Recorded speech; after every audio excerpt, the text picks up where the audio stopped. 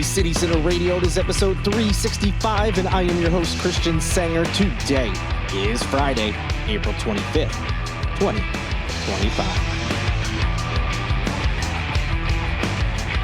It's the weekend. I hope you are ready to have fun. Get out there, find some plans. Go to holycitycenter.com/calendar to see what is coming up over the next few days, as well as weeks and months into the future. It is Charleston's best events list. Don't take my word for it. Go check it out and find some plans. Hope everything went well for you this week. I've been having a good one. It's going by quite quickly. My parents have been here with their dog Piper. It's been a lot of fun having them here. We've just been doing things around my condo, fixing some things, tidying up, hanging out, catching up. And, we also went out to Martin's Barbecue on James Island, one of our favorite places to go when they're here in town. I think between us, between all three of us, as well as my brother and his family, when they come visit and their kids, we've had just about everything on that menu, I think, collectively. And there's very few things that we don't like. Everything is always really good there. The staff is always on top of things. It's a nice little spot. If you haven't been, I highly encourage it. It's a very awesome place. We did that. I think that's really been it as far as things that you may be interested in. I'll keep you posted on any other plans we may, partake in. I know they're going out to like Folly Beach and doing things that they like to do as well when I'm doing work. But if we do anything exciting, I'll be sure to let you know in the next episode. But it's been a nice week, very relaxing, and it's been nice to have them here and spend time with them. But that's about it in my world at the moment. Nothing else really to report upon. So let's get into the latest news. Well, I thought for a brief moment, just a little moment, that I would have to come on this podcast and give some credit to Representative Nancy Mace, especially after my last podcast. You may have listened to it on Wednesday. That show had a section about the confrontation she's been having with members of the public, particularly one where someone asked her if she was going to hold the town hall, and how that devolved into name calling and swearing and so on and so forth. I recorded that episode on Tuesday, and then that night, ABC News 4 here locally, posted a story about Nancy Mace and, these confrontations she's been having. And at the end of the story, they mentioned that Representative Mace told them she was going to hold a town hall on Wednesday, but no time detail, no details, no time, no location, nothing was announced outside of that. She just said, well, we're holding one tomorrow, and tomorrow was Wednesday. So I thought to myself, oh, all right. Hey, she's finally holding one. That's what we've been asking for. She certainly deserves credit if she holds one. It is weird that she didn't announce any details, but, hey, good for her. So I thought, all right, I better get ready for Friday's podcast. I'm going to have to give her some props and say, hey, look, it took a little while, but she did it. But as time went on, slowly but surely, myself and many others started to realize she's not actually holding a town hall. So Wednesday, as I, am doing work in the morning, waiting, I'm not seeing any announcements on any of her social media channels, nothing on her website, nothing, no media alerts, nothing about this supposed town hall that was being held. All right, well, I'm still waiting. A little bit after noon, I get an email. It's a media advisory, so it only went out to media outlets. It wasn't sent out to the public. And it said that Representative Mace was holding a town hall in less than 4 hours, and it was going to be in Beaufort. So the alert goes out to media only. It says the town hall is going to be from 4 to 6 p.m., so less than 4 hours notice. Also 4 to 6 p.m., a lot of people are either working during those hours, getting off during that time frame, or maybe getting off just after 6. So a lot of people wouldn't be able to go, especially those in the Charleston area who would make the trip to Beaufort. But then as more details come out, it turns out it didn't even matter what time it was being held, because yes, it was in Beaufort, but technically it was in this place called Dawtaw Island. I'm not sure if I'm pronouncing that correctly. To be honest, I'd never heard of it before. What is that island, you may ask? It is a private area, but it's a gated community on, kind of like Kiowa is. If you go out to Kiowa Island, there's a gate if you actually want to, besides the Beachwalker Park, which the public can go to. If you actually want to go onto the island and see where the people that live there, their houses and things, you have to have a reason to get past that gate. So that seems that this island is similar. It's a private gated community. What's that mean? That means the public couldn't attend. And the attendance was restricted to just members of the Data Island Owners Association. So, not a town hall by any stretch of the imagination. She's claiming it is, trying to get points for, hey, I held a town hall. Everyone's been bugging me about it, and I did it. You may remember she tried this with her online phone call town hall, which she didn't announce at all, just popped up online and without any notice whatsoever. Hate to break it to you, Representative Mace, that's also not a town hall. You can call it that if you want, but that's not what people are asking for. So, yes, I shouldn't have been surprised that something like this would happen, but lo and behold, it sure did. Despite the late notice, there were some members of the public that were outside the gates and greeted her with protest signs and jeering and whatever else. Obviously, some of those protesters that were there, as well as those of us who were in Charleston and didn't make the trek, kind of took exception to the fact that this was billed as a town hall, and it obviously was not, since it was closed to the general public. But it wasn't just those handful of protesters, online like myself. Well, I wouldn't say I was protesting. I, was just sharing details about this event. But, people who disagreed that this is a town hall at all. It wasn't just people online who couldn't make it. It wasn't just the people outside the gates. There were some people inside this private event that did question this decision. One town hall attendee, according to the Post and Courier, her name is Wendy Stein. She told the reporter that she thought Mace was hiding behind the protection of the gated community. She said, quote, "We have had many privileges that many people in South Carolina have not had. Who represents them? It doesn't seem to be Nancy Mace," end quote. Stein apparently also left the event early. So first of all, thank you to Miss Stein, for saying that. She lives in a private gated community, and she's willing to say, "Hey, I've had many privileges, as well as many people.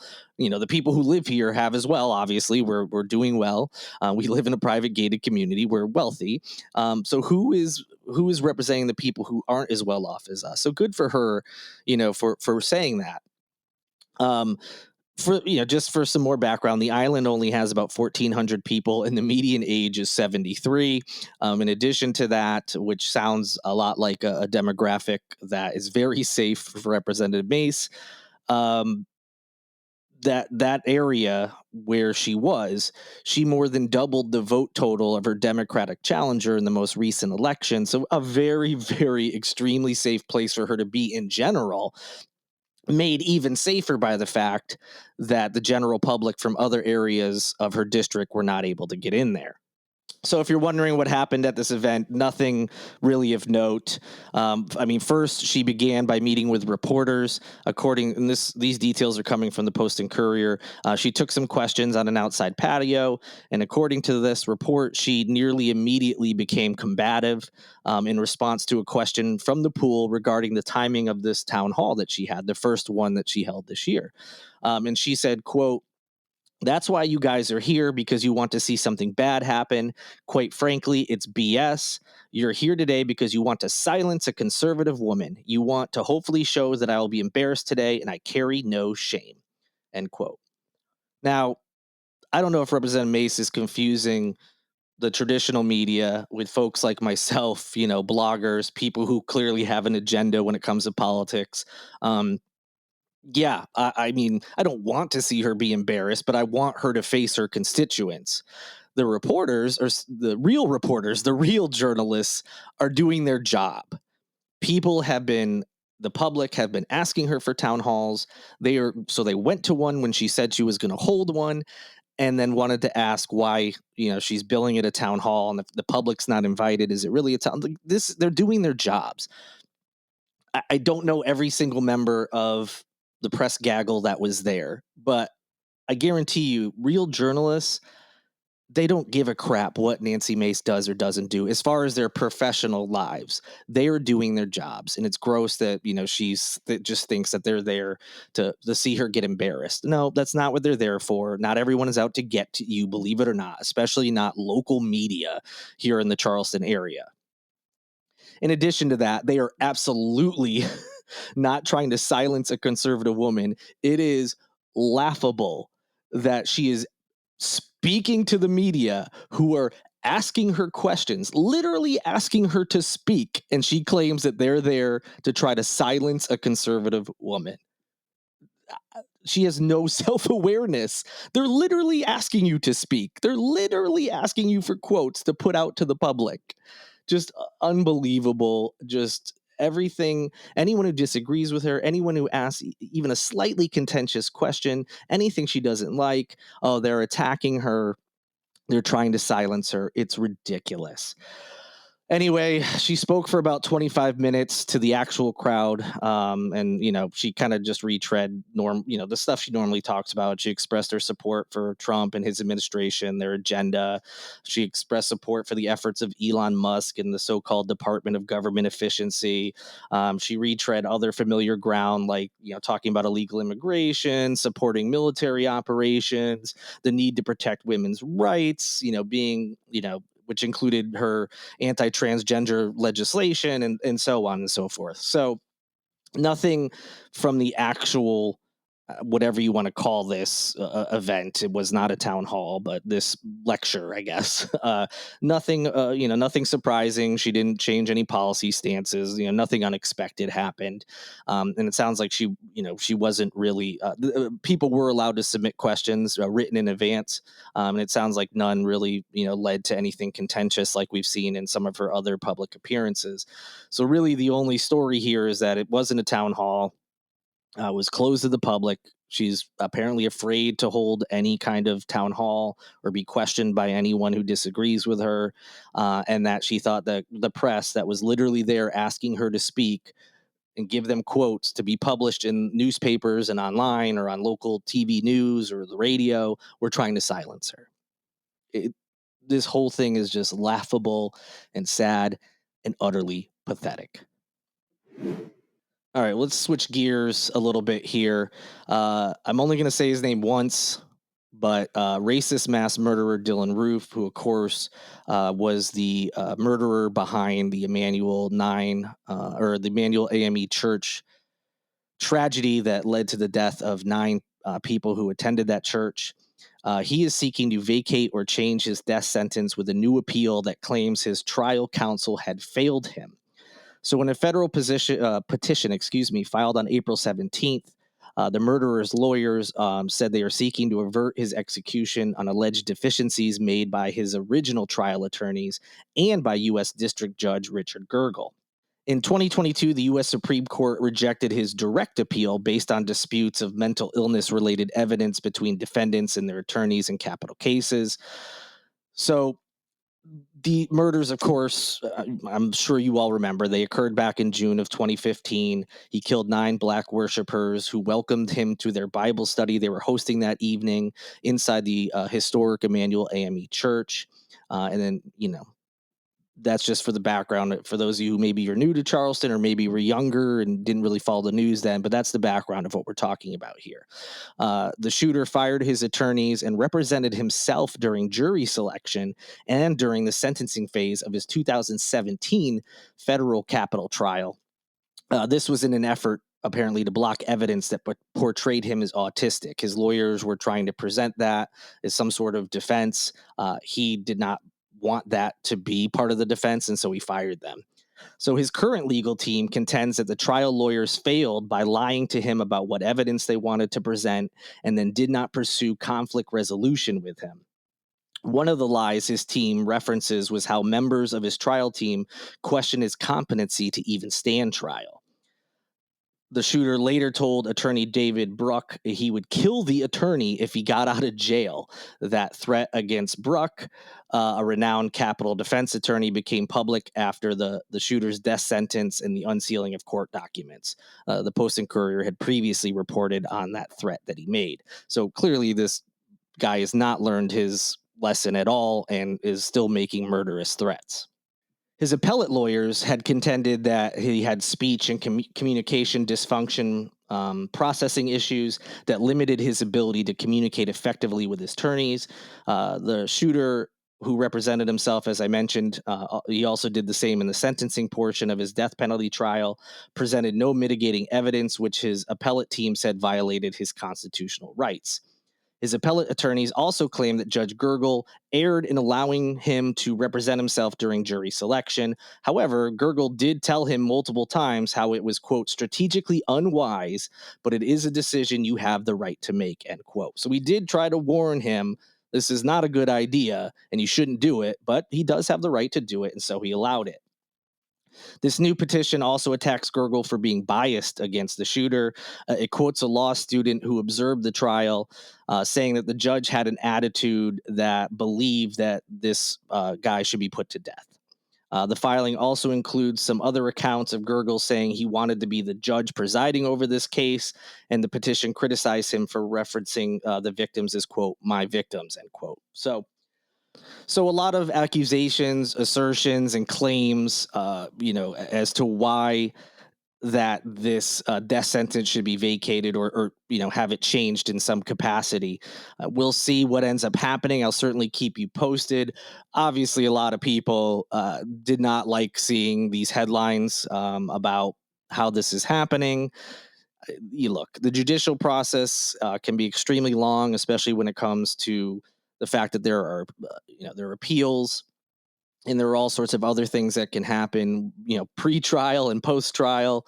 And I get that, when someone commits something this horrific and there's no doubt about that this is the person who committed it, it's like, why can't we just be done with these things? But just like this talk about, the deporting, the Trump administration deporting all manner of people who are allegedly criminals, but they haven't been given due process, which they are supposed to have under the Constitution. Unfortunately, not unfortunately, I mean, it is fortunate that we all are supposed to have the same rights. And that includes people who admitted to murdering, others. They are allowed due process. They are allowed all these rights. It's frustrating, but if you start taking away rights from people, where's the line get drawn? Where, oh, well, if we take away this person's rights, maybe we should take away this person's as well. You can, justify reasons. So it's frustrating. I don't like seeing it. I know you all don't like seeing it, but it is his right. And we just have to hope that these appeals and things will go nowhere, and ultimately his original convictions will be upheld. All right, it's been a few episodes since we've talked about, the effects of, the Trump administration's policies, whether it's tariffs and how they're affecting people, or budget cuts, or, slashing funding for things.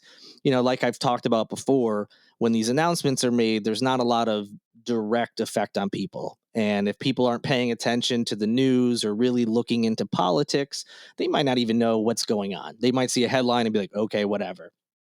Sometimes it takes until they or someone they know are directly affected until they realize the damage that some of these policies can do. And like I said, we haven't talked about in a while, but I've got a couple pieces here that are showing the effects of some of these policies. So first, we're going to start with an article from the Post and Courier. They spoke to a gentleman named Carl Telford. He's a Pickens County resident.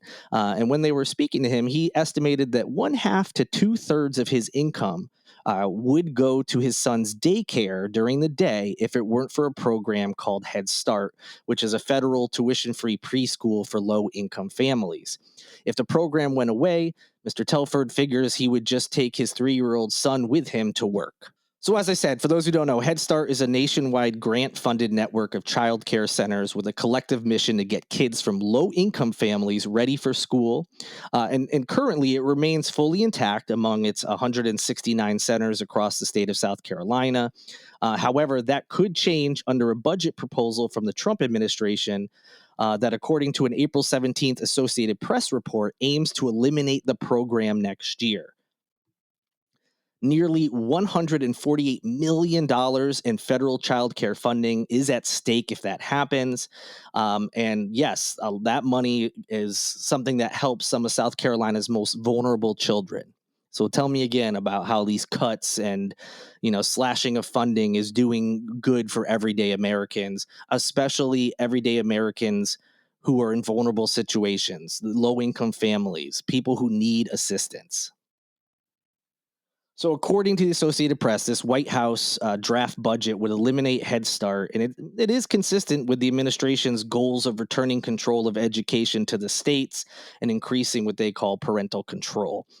Which may sound good to some people, but then when you get into the details like this, you realize, oh wait, this is going to harm people, and not just anybody, which is bad enough, but those that are most vulnerable amongst us. So, as I've just been referencing, any kind of subsidized childcare that's taken away is going to be challenging for anyone who uses it. But obviously, it's really going to be tough for those that are low income, especially a state like South Carolina, which has a history of delivering of not being able to deliver equitable education services. We know very well about how poor state education is here in South Carolina, especially in other places around the state, like the Corridor of Shame. If you're unfamiliar, look it up. Last month, former state superintendent Molly Spearman said that South Carolina needs federal oversight to do the right thing. That's her word. So she's a former superintendent. Obviously, she knows the needs of the state when it comes to education. And she's saying we need these types of things. And not only do we need it, we actually probably need more of it because demand far exceeds the available slots at Head Start, where enrollment prioritizes low income families with complex issues, including things like developmental delays, trauma, mental or physical challenges, addiction, and homelessness. So there's a big demand in our state, and we can't even meet that demand. And now they just want to take away all of it. Of the state's 75,000 children under the age of 5 living in poverty, roughly 13% are enrolled in a federally funded Head Start program. This is according to the U.S. Census and federal Head Start data. More than 7,100 kids are in Head Start 3K and 4K classes, and nearly 2,200 infants and toddlers are in early Head Start classes. So those numbers, may not seem, when you hear those percentages and when you compare it to the rest of the state, they may not seem like a big deal. But again, that's because we don't have enough funding to help the amount of people that actually need it. So this could be devastating for many, many families in the state. And again, it's not just any family, it's some of the most vulnerable amongst us because they come from low income, whether it's the city, the families themselves, whatever it may be. What are they going to do now? This is going to harm children and their families. It's going to make kids fall further behind in their education, and whatever else fallout there may be. Again, I know people who voted for Trump talked about saving money, getting out waste, fraud, and abuse. This isn't fraud. This isn't abuse. And I don't see how anyone could think this is a waste. And just another, I don't know if it's a lie or unintended consequence, whatever you want to call it. I don't think people, even Trump supporters, would agree that this is a type of cut that needs to be made. And I hope those folks, especially, reach out to their elected officials to tell them, hey, this is not the kind of cut that I support. This needs to stay. And in fact, we may even need more than we are currently getting.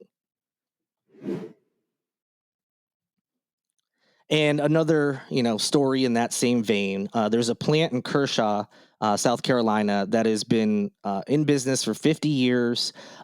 They work with soybeans. They turn them into powder and oil, and then those products are get put on like a train or a truck and shipped off to other areas of the country to be used in food and to feed farm animals as well.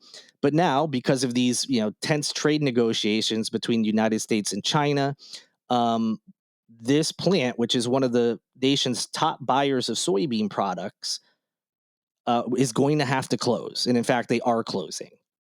This massive food processing company, which is called Archer Daniels Midland, announced to employees at the Kershaw plant earlier this month that the facility would be permanently closed later this spring. According to the Lancaster News, they reported last Tuesday that front office employees have been told that the facility would close on May 30th. As for those employees that are losing their jobs, they are apparently going to be getting some kind of financial severance. And according to Archer Daniels Midland, the company is, quote, offering support, end quote, to help those find other employment, whatever that means. So another fallout, people losing jobs because of this insane, trade war that's currently going on. Again, who asked for this? Who voted for this? Our last story has to do with South Carolina Attorney General Alan Wilson, who is very likely running for governor and will very likely be running for running against Nancy Mace, rather, in the primary, which is let's hope there's some other candidates and some good ones, because I'm not a fan of Alan Wilson as much as I talk about Nancy Mace on this podcast, because of course she's in the news way more than Alan Wilson is, but he's not so great either. And here's an example of that. South Carolina Attorney General Alan Wilson recently sent a letter to the city of Columbia demanding that they repeal their 2021 ordinance that banned conversion therapy on LGBTQ plus youth. He sent that letter on April 23rd. The state Senate adopted an amendment the same day that would get rid of state funding for the city of Columbia if the local officials didn't comply with the attorney general's order. Columbia is the only city in the state that has banned the practice of conversion therapy, which, if you're unfamiliar, it aims to change individuals' sexuality or gender identity. Over and over again, it has been shown to be harmful to, and it's use, young people that go to these conversion therapy, whether it's camps or sessions or whatever. It does more harm than anything else, and certainly doesn't prevent people from being gay or bi or trans or whatever else they are, because that's what they are. And conversion therapy does not work. And it just, again, causes more harm than anything else. Well, that's no good to Alan Wilson and the state Senate, because they want it back and they're going to withhold funding from the city of Columbia if they don't capitulate to this demand. For a little bit more background, the 2021 ordinance was passed by City Council of Columbia. It made licensed therapy and counseling that seeks to change the sexual orientation or gender identity of a minor a civil violation that carried a fine of $500.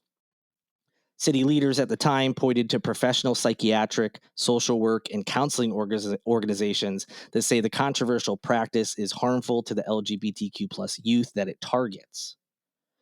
Wilson says that the city ordinance, regardless of what, harmful or not, conflicts with state law and constitutional rights. Specifically, he pointed to the 2022 Medical Ethics and Diversity Act. That law prohibits local governments from interfering with a healthcare provider's professional judgment, including in the realm of psychological counseling. Basically, they're saying, like, hey, you can't step in and tell a doctor that they can't do X, Y, and Z. Uh, Regardless of what you feel about it, you're not allowed to interfere, which is laughable considering the attacks we saw even against organizations that weren't doing, gender affirming care, especially gender affirming surgeries. We saw this whole attack at MUSC, who was not doing any sort of operations on children under the age of 18. So it's laughable to say that the local governments can't interfere with healthcare providers' professional judgment in this case when it comes to conversion therapy. But yeah, when it comes to gender affirming care, the state can definitely step in and local governments can definitely step in to stop it. Again, just laughable and wildly hypocritical. We'll see what ends up happening. And by the way, most conversion therapy is not done by licensed professionals. It's usually done by like private religious institutions. So it's not even like an actual healthcare provider in terms of, their background, their training, their schooling, etc. So just unbelievable. This is clearly a political move. The South Carolina Pride president, Dylann Gunnels, said the same. But I think it's pretty clear, again, when you realize they're saying this with, talking about this out of one side of their mouth, and then out of the other side saying, yeah, but you can stop gender affirming care. The hypocrisy, it's so clear, but they don't care. There's no shame. But again, just another disgusting move by one of our local politicians. Well, despite all that, I hope you have an amazing weekend. Another downer of an episode. But I hope instead of getting down, it fires you up and gets you wanting to contact local legislators, letting them know what you feel about these issues, motivates you to get to work, whether that be protesting, calling legislators, emailing them, going to town halls, whatever activation that means, to try to let people know that we're not going to stand for this kind of stuff in our state. So get out there and get activated in whatever way is best for you, so we can make sure some of these things don't actually happen. But thank you for listening. Thank you to Lindsay Marie Collins with LMC Sound System for producing this and every episode of Holy City Center Radio. Thank you to Tyler Boone, whose music you hear in every show as well. And another thank you to all of you for listening. I really appreciate it. Thank you so much. Enjoy doing this show. And if people weren't listening, I would have to stop. And I'm glad I don't have to stop because I enjoy it. So thank you. Have an amazing weekend. I'm already looking forward to next week's episodes. But until then, good night and good luck.